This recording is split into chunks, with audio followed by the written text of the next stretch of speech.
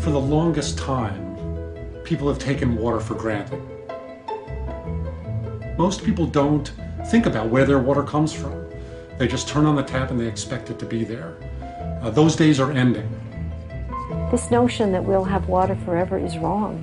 California is running out. It's got 20-some years of water. New Mexico's got 10, although they're building golf courses as fast as they can, so maybe they can whittle that down to 5. Arizona, Florida, even the Great Lakes now, there's huge new demand. The Nile River doesn't reach its end. The Colorado River, the Yellow River in China, they, for the most part, don't flow anymore to the sea. So this notion that somehow these problems are far away, get rid of that.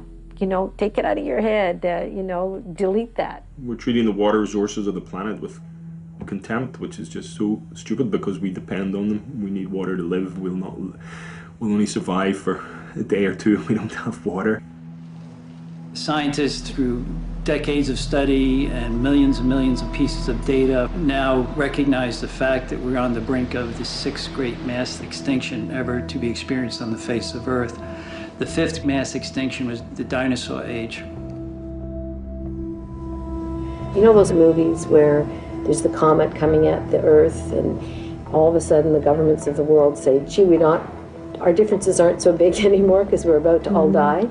That's really where we are. There is a comet coming at us. It's called water shortage. Climate change is a real problem. Humans are changing the climate. We already see evidence about it. One of the most significant impacts of climate change will be on our water resources. We're going to see a lot of people are going to die because of the floods and droughts and various social upheavals that are caused by global warming. What's also tragic is that there's a lot of awareness of that now, but so much of that awareness is then being used by corporate interests. Oh, we're running out of water and we need to invest so much money in water and it's so terrible how water is managed, and then somehow they make the flip to, oh, we must privatize it so then we'll use it more efficiently and everybody will be better off. Which is total nonsense, total utter nonsense. I mean, it's mainly these people have an interest clearly in making money out of selling water to people. There are private corporate interests that have decided that water is going to be put on the open market for sale. It's going to be commodified and treated as any other saleable good. Water is now a $400 billion global industry, the 3rd largest behind electricity and oil. I bought the green, I have the blue, and I have about half of the yellow.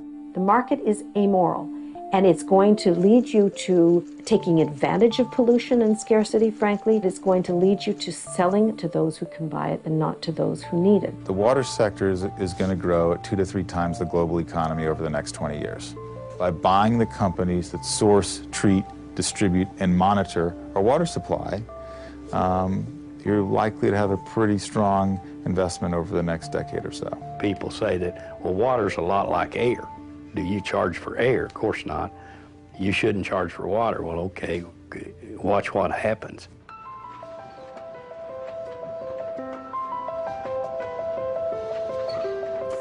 Bottled water is used by millions of people around the world because they think it's safer than tap water.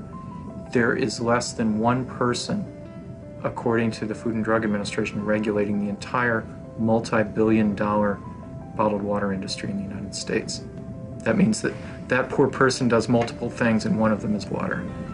The Food and Drug Administration, if you ask them what's in any brand of bottled water, they'll say, we have no idea.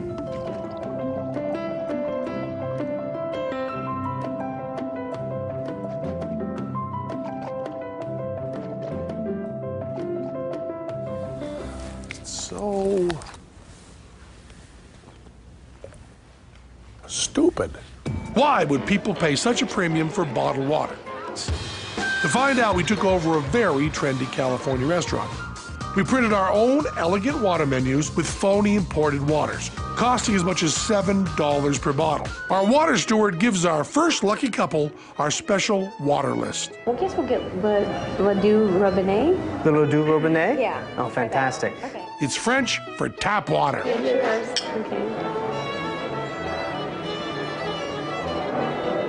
Yeah, it's clean. It has a flavor to it. How would you compare it to tap water? Oh, yeah, definitely better than tap water. What was the actual source of these chic waters? A garden hose on the restaurant patio. 3 out of 4 Americans drink bottled water, and 1 in 5 will only drink bottled water. And water is something we already pay for. Leading brands are basically tap water, often sold for more than the cost of gasoline.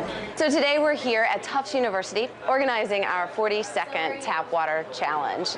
I thought for sure that the Dasani water was tap water. They're spending tens of millions of dollars every year to convince us that bottled water is better than tap water, when in fact it's much less regulated. We tested over 1,000 bottles of water, over 100 brands that are sold in the United States, and we found that it is not necessarily any safer or better or purer than your city tap water. We found some of them had arsenic in them at high levels, some of them had organic chemicals in them, a variety of bacteria.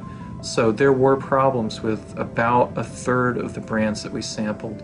Some of the water we saw that had pictures of mountains on it, it was city tap water. Glacier water came from groundwater in Florida. Some of them said that they were pure mountain. I mean, the list is very long. We found a case in Massachusetts where a guy had sunk a well in an industrial parking lot that was near a Superfund site.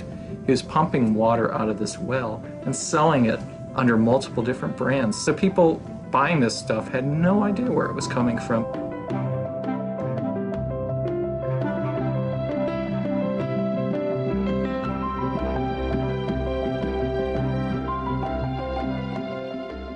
The dream of pure water for all is within reach for the humankind. The World Water Council was created at a meeting of big, powerful water interests in 1997. They came together to promote corporate takeover of water. They will not tell you that. They'll say they came together to bring water to the world's people. But if you look at who is at that founding meeting, it's all the big water corporations, it's the World Bank, it's a lot of the international development agencies. And so they came together to promote a vision of a water future that's based on water as a market good. Most Americans have no idea what the World Bank actually is. Do you agree with that? Unfortunately, I do. And it's sad because we deal with the question of governance, the question of corruption, questions of environment, questions of health, questions of education, and ultimately those things are at the core of peace. How can you keep loaning poor countries money to meet their basic needs? It is completely predictable that what happens is poor countries end up with debts they can't afford, and that debt becomes the noose around their neck with which the World Bank and the IMF become the government. There is a political set of questions to be asked around this. Who owns water? Who gets to make the decisions about water? Why is this group, the World Water Council and the World Bank and these big water corporations, why have they got to set themselves up as a global high command of water and make decisions for the rest of us? Who exactly elected them? Quand le président du Conseil mondial de l'eau, qui organise tous les grands forums à la gloire des multinationales, n'est autre que le président d'une société à Marseille qui appartient à 50% à Vivendi, 50% à Suez. Et quand vous savez que Michel Canne-Dessus, qui est l'ancien président du FMI, et qui a comme ses deux conseillers principaux les deux numéros 2 de Suez et de Veolia, on a compris, tout est contrôlé, vicié. Simplement, les gens ne le savent pas. And this is a club that decided, I think before the rest of us understood, that water is the most precious commodity for them in the world. It's blue gold.